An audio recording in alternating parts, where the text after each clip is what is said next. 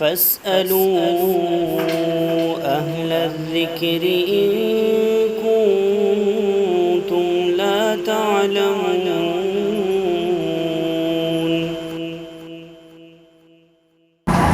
السلام علیکم ورحمۃ اللہ وبرکاتہ. معزز خواتین و حضرات، امید ہے کہ آپ سب اچھے ہوں گے. جیسا کہ آپ جانتے ہیں کہ سفر کا مہینہ چل رہا ہے. اس مہینے کو نحوست کا مہینہ سمجھا جاتا ہے اور لوگ اس مہینے کے اندر مختلف خرافات میں مبتلا رہتے ہیں.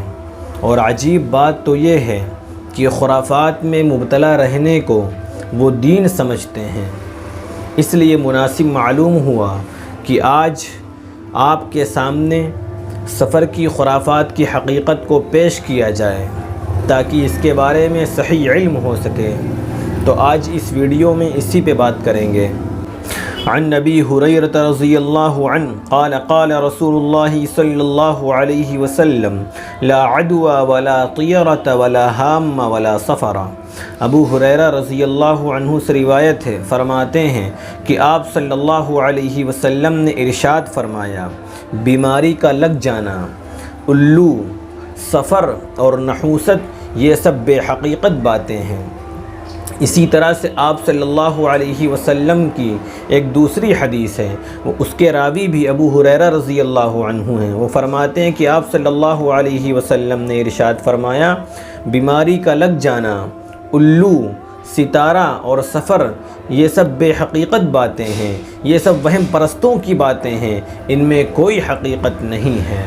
اور آگے فرماتے ہیں کہ آپ صلی اللہ علیہ وسلم نے فرمایا کہ وہ شخص ہم میں سے نہیں ہے جو بدفعلی لے یا جس کے لیے بدفعلی لی جائے، یا جو خود کہانت کرائے اور جس کے لیے کہانت کرائی جائے، یا جو خود جادو کرے اور جس کے لیے جادو کیا جائے، یا جو کسی کاہن کے پاس آئے اور اس کے کہے ہوئے کی تصدیق کرے تو اس نے اس چیز کا انکار کیا جو محمد صلی اللہ علیہ وسلم پر نازل ہوئی، یعنی قرآن کریم. لہذا ان تمام چیزوں سے اللہ کے رسول صلی اللہ علیہ وسلم نے سختی کے ساتھ منع فرمایا ہے. یہاں تک کہہ دیا ہے کہ وہ ہم میں سے نہیں ہے، یعنی کہ وہ مسلمان نہیں ہے. اور یہ تک فرمایا ہے کہ اس نے اللہ کے رسول صلی اللہ علیہ وسلم پر جو قرآن کریم نازل ہوا اس کا بھی انکار کیا. لہذا ہمیں جادو وغیرہ سے، جادو ٹونے سے، اسی طرح کہانت سے اور بدفعلی لینے سے، ان تمام چیزوں سے بچنا چاہیے، کیونکہ یہی اسلام کا پیغام ہے. اور زمانے جاہلیت کے اندر جاہل لوگوں نے، بے دین لوگوں نے اور اسلام کے دشمنوں نے اسلام کے نام پر بہت ساری خرافات ایجاد کر رکھی ہیں. اور انہی خرافات میں سے وہ چیزیں بھی ہیں جو مہینوں کے نام سے ایجاد کر لی گئی ہیں. اور انہی میں سے یہ بات بھی ہے کہ سفر کو آج نحوست کا مہینہ سمجھا جاتا ہے. سفر 3 حرفوں کا مجموعہ ہے جس کے لغت کے اندر بہت سارے معنی آتے ہیں. ان میں سے ایک معنی خالی رہنے کے ہیں. زمانے جاہلیت کے اندر کفار مکہ بھی حرمت کے مہینوں کا بہت ادب و احترام کرتے تھے. وہ اس میں جدال قتال سے، لڑائی سے بچتے تھے، حتی الامکان بچتے تھے، لڑائی جھگڑا نہیں کرتے تھے.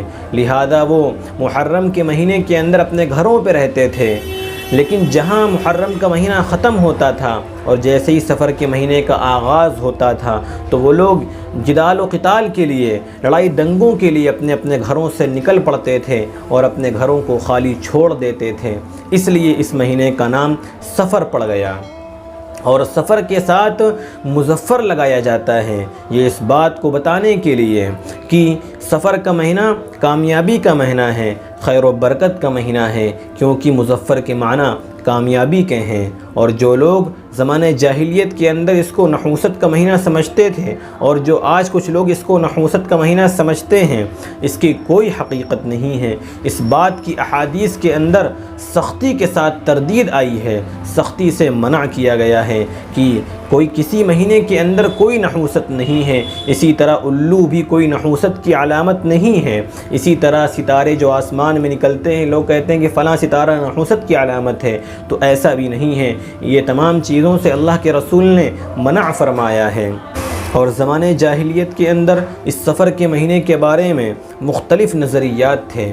بعض لوگوں کا یہ عقیدہ تھا کہ سفر ایک بیماری ہے، جس انسان کو یہ لاحق ہو جاتی ہے تو انسان بہت زیادہ کھاتا چلا جاتا ہے مگر اس کی بھوک ختم نہیں ہوتی۔